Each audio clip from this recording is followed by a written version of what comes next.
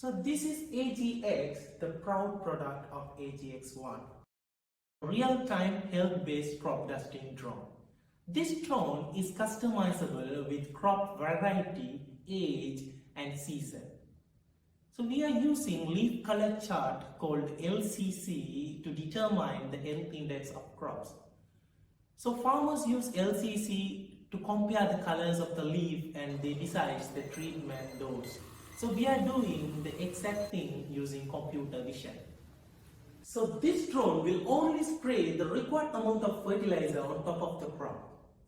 So this can help us to reduce the excess usage of the fertilizer, water contamination, the time taken for the mission and health hazards due to these harmful chemicals.